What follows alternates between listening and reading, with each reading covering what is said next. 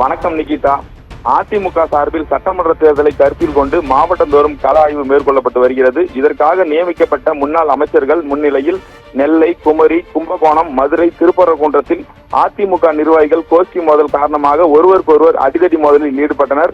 இந்த நிலையில் சேலத்தில் கடந்த செவ்வாய்க்கிழமை 26ஆம் தேதி கள ஆய்வு கூட்டம் நடத்துவதாக அறிவிக்கப்பட்டிருந்தது. முன்னாள் அமைச்சர்கள் திண்டுக்கல் சீனிவாசன், நாமக்கல் தங்கமணி ஆகியோர் தலைமையில் கூட்டம் நடக்கும் என கூறப்பட்டிருந்தது.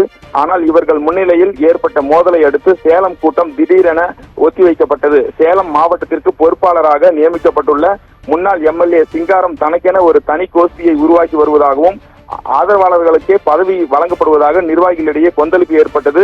சுமார் 40க்கும் மேற்பட்ட நிர்வாகிகள் அவருக்கு எதிர்ப்பு தெரிவிக்க இருப்பதாகவும் கள ஆய்வு செய்ய வரும் முன்னாள் அமைச்சரிடம் புகார் அளிக்கவும் திட்டமிட்டிருந்தனர்.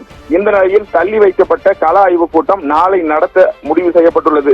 எல்லா இடங்களிலும் மோதல் ஏற்பட்டு வரும் நிலையில் பொதுச் செயலாளர் எடப்பாடி பழனிசாமியின் சொந்த மாவட்டத்தில் மோதல் ஏற்பட்டால் பெருத்த சிக்கல் ஏற்படும்.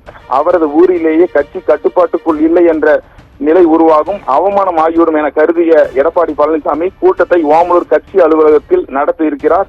அவரே தலைமை தாங்கி நடத்த உள்ளதாகவும் தகவல் வெளியாகியுள்ளது. இந்த கள ஆய்வு கூட்டத்தை முன்னாள் அமைச்சர் திண்டுக்கல் சீனிவாசன், தங்கமணி ஆகியோரை பங்கேற்க வேண்டாம் என்றும் கூறப்பட்டுள்ளது. நாளை காலை சேலம் மாவட்டத்தை சேர்ந்த நிர்வாகிகளையும் மாலை 3 மணி அளவில் மத்திய மாவட்டத்தை சேர்ந்த நிர்வாகிகளும் கள ஆய்வு கூட்டத்தில் பங்கேற்க உள்ளனர். எடப்பாடி பழனிசாமி தலைமையில் நடைபெற உள்ள கள ஆய்வு கூட்டத்தில் எந்த சலசலப்பும் வந்துவிடக்கூடாது என்பதற்காக முக்கிய நிர்வாகிகள் மட்டுமே கலந்து கொள்ளும் வகையில் டோக்கன் வழங்கப்பட்டு உள்ளே அனுமதிக்கப்படுவார்கள் என்று நிர்வாகிகள் தரப்பில் கூறப்பட்டுள்ளது. நிகிதா, விவரங்களுக்கு நன்றி ஆனந்த்.